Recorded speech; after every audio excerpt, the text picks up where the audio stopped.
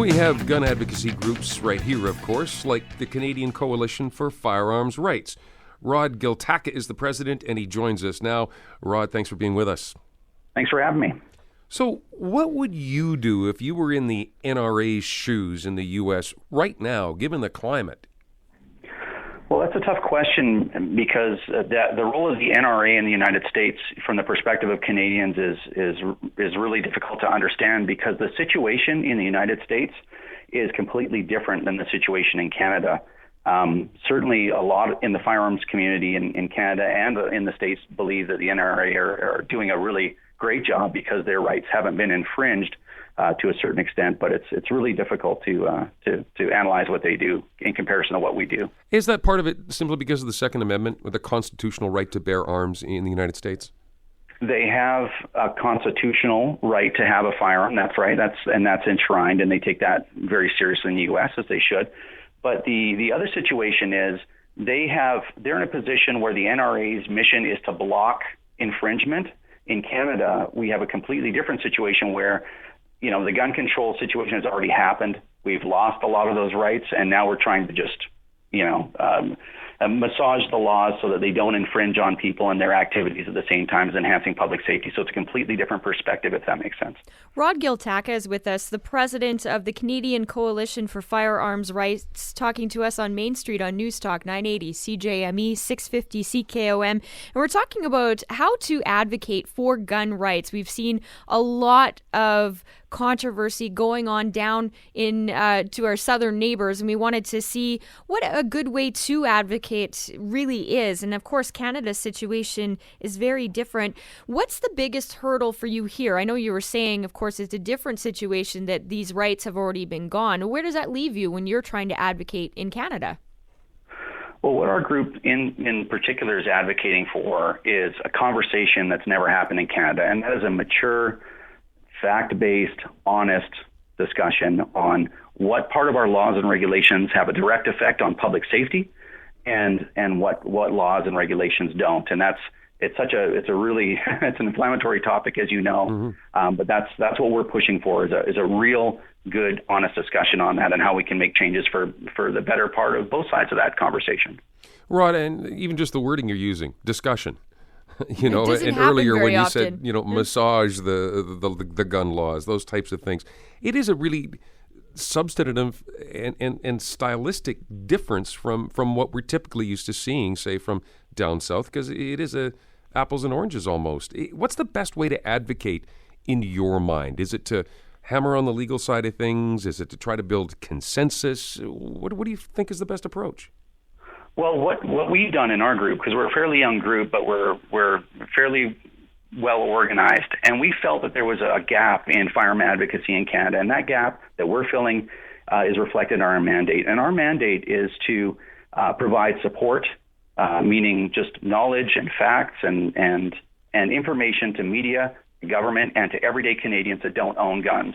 And it's, we're big fans of very rational thinking and fact-based arguments. And that's why we're here. We're here saying, we've got the facts backed up by Stats Canada and the CDC and a number of different, sources. And we're here to help articulate that so we can get kind of the win-win happening. Rod Giltaca with us, president of the Canadian Coalition for Firearms Rights. We're talking about gun advocacy, basically gun rights advocacy. And one of the things I was wondering then, if you could tell me, if you could change one thing in Canada when it comes to firearms rights, what would it be? Only one? Just one. You only get to pick one, Rod. Yeah, it's not an all-day show. If I would pick one, and it's not really one over another, but I think this one makes a lot of sense, and this would be a great example. Allow people to shoot their firearms on their own property if they live in an area where that firearm can be legally and safely discharged. So right now, you can do that with non-restricted firearms. Yep. I can take a 50 caliber semi-auto out to my farm and shoot at 1,000 meters with it. But if I take my handgun and shoot at 15 meters out in the farm, it's illegal for all intents and purposes. I can only go to a shooting range for that. And that's a great example of a win-win because you'd have less restricted firearms being transported because apparently that's a concern. and people would not be unduly, burdened with a law that was made or a regulation that was made in an irrational manner. I don't know if that makes sense. Yep, I hear you. Rod Giltaca is with us on Main Street on News Talk 980 CJME and 650 CKOM. He is the president of the Canadian Coalition for Firearms Rights. We were talking a little bit about gun control and different styles and approaches compared to what we've been seeing south of the border with the argument there, and especially in the wake of another mass shooting in the United States. Rod, how much of this is fear factor on both sides? You have one side going, oh, it's going to be dangerous. It won't be safe if too many people have guns. We need to make those restrictions. Why would you need a gun? And then on the other side, well, no, they're going to take my guns away. The government wants to restrict. Well, they're going to take my guns. How much of it is just kind of emotional reaction on both sides of the argument?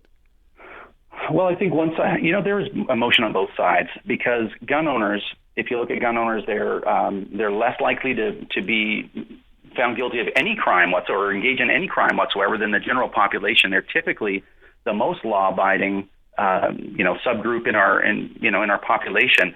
Yet they've been regulated and they've had firearms seized from them, and they've been made paperwork criminals on multiple times.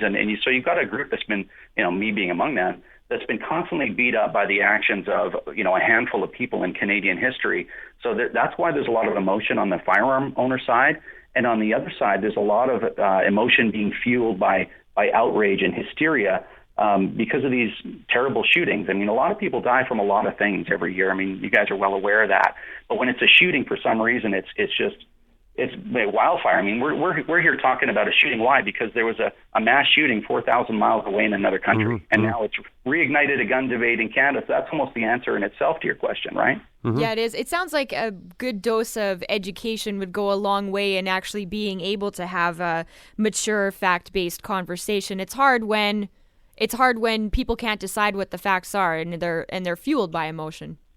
And that's why we're here, and that's why thousands of people in only 8 months have funded the CCFR to do that work, because there was that gap in the firearms advocacy community. So that's why we're here. Well, we appreciate that you are here, and of course we should mention you reached out to us after we had quite the train wreck of a conversation a little while back when we were trying to tackle gun control in the show. So we do appreciate you coming forward to help us walk us through some of the issues around gun control. My pleasure, anytime. That's Rod Giltaca, president of the Canadian Coalition of Firearms Rights.